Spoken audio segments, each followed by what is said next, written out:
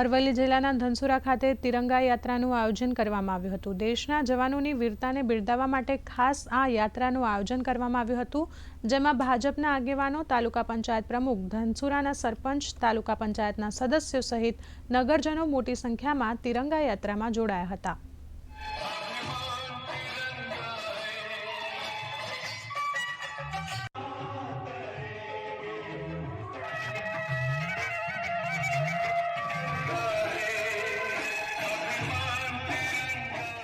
Operation सिंदूर કરવામાં આવ્યું, જેમાં આપણા સૈનિકોએ આતંકવાદીઓને એમના ઘરમાં ઘૂસી અને એમનો સર્વનાશ કર્યો છે।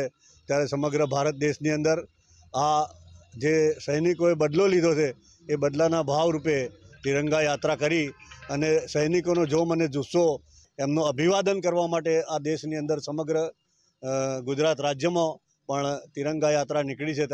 ત્યારે આ તિરંગા યાત્રાની અંદર સમગ્ર નગરના લોકો જોડાયા છે।